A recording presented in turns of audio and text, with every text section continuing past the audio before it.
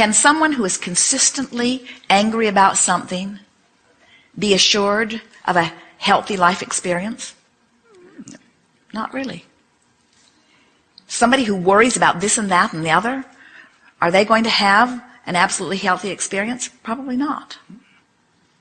Can someone who's usually joyful about most things make a declarative statement that I will be a healthy person forevermore? Yes, they can. That's why we say your dominant quest is for joy. And when you let that be your intention, even if you're not there, you keep reaching for it, you must get there. And again, we want to say there is no condition, no matter how dire it seems, that cannot be released from your experience. There is no such thing as a fatal illness.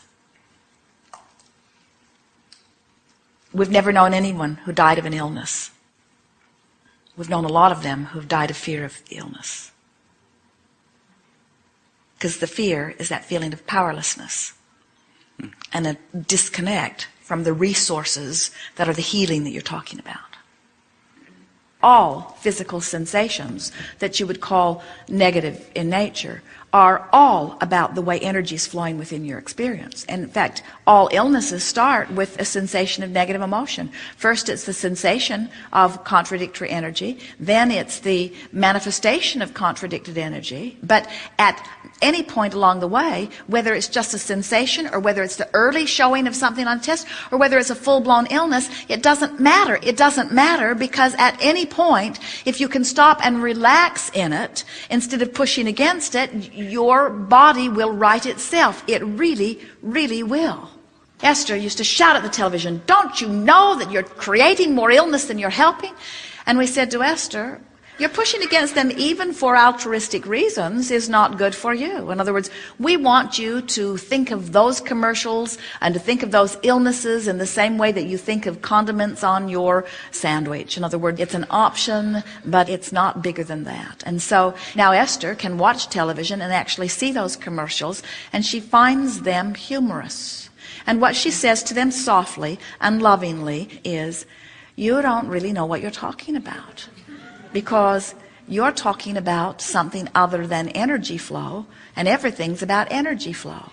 So your statistics are all about something other than energy flow, and now I am immune to anything that you are talking about because I know about energy flow. And I can tell in the early subtle stages whether I'm flowing toward wellness or whether I'm flowing against it. I don't need your tests or your cures. When medicine and science finally discover that what they're looking for is the cause of the illness, not the cure for it, the cause of it, which is always vibrational. And once you understand the cause is vibrational, you immediately have the cure. You have control of the way you feel, and you're working to feel better and better and better and better. Not only does passion flow, but all concern about anything else asserting itself into your experience that is unwanted evaporates. It's just a shifting of vibration. But you can't shift it all at once. That's why you've got to make peace with where you are. You just keep pointing it that way and pointing it that way and pointing it that way and pointing it that way until in time you're laughing at the television like Esther is. What you want to say is, I'm going the wrong way. So what? So what if I'm going the wrong way? At least I'm aware I'm going the wrong way. I can feel the negative emotion. My guidance system is letting me know. I live in a healthy body, and sometimes it's healthier than others, but in all conditions, my body has the resources to right itself. And it's not about some illness jumping into me, it's about me holding wellness out. And I hold wellness out by pushing against all kinds of things. I find things to worry about because I find things to push against, because I feel guilty and blameful and angry. In other words, I hold myself in vibrational discord because long ago I've disregarded the guidance that is within me that says this is the way to clarity and this is the way to health and this is the way to abundance. Instead, I listen to that one and that one and that one who says, no, hard work and struggle. You're wrong. You need to be embarrassed. You need to feel guilty. You need to redeem yourself. You need to accept the inappropriateness of you. And we say, in the moment that somebody convinces you to accept a particle of inappropriateness in you, they have pointed you in the direction of potential illness. It is a feeling of loving self and worthiness that is equivalent to health. And it is a feeling of, I have done wrong, that is illness.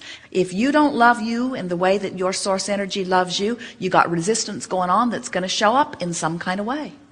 Some kind of way. And so you say, well, isn't this good? My body feels mostly really, really good. And now I'm having some sensations that are scaring me. And we say, and we're certain that there's been something else that stimulated your thought that's made that the crack of least resistance. In other words, you either know someone or you've been studying something, and in the moment that you relax and release, you just turn and go with the flow.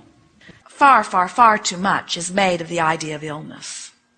And so, rather than saying, I will be one who heals my illness, we would say, instead, I am one who encourages my wellness. I'm leaning toward wellness. I'm not pushing against illness. People somehow believe it's screwy, it never works, that if they push hard enough against those things they do not want, they will go away.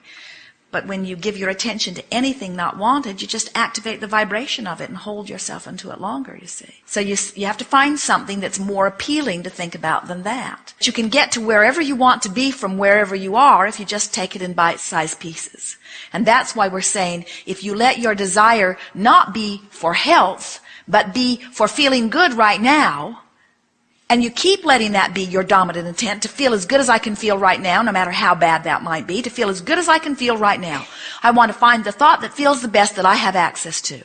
And if that's your continuing mantra, I'm going to make the best of it. I'm going to make the best of it. It sucks, but I'm still going to make the best of it. It could be a whole lot better, but I don't have access to a whole lot better, so I'm going to make the best of this. And if you are determined to make the best of this, you're going to move over here. And then as you're still determined to make the best of this, you're going to move over here. And before you know it, you're wherever you want to be on any topic. So we want the journey from sickness to wellness to be the journey from fear to more security. And then from a feeling of hope to more belief. We want it to be an emotional journey, not a physical journey. And that's why everyone experiences improved physical conditions. In other words, somebody offers something to them that makes them feel better about their physical condition. Every time healing occurs, every time a reclaiming of wellness occurs from a place of illness, every single time what has happened is something happened that made you look at it in a way that made you feel better and therefore release the resistance, which was the only thing that was keeping you from full wellness to begin with.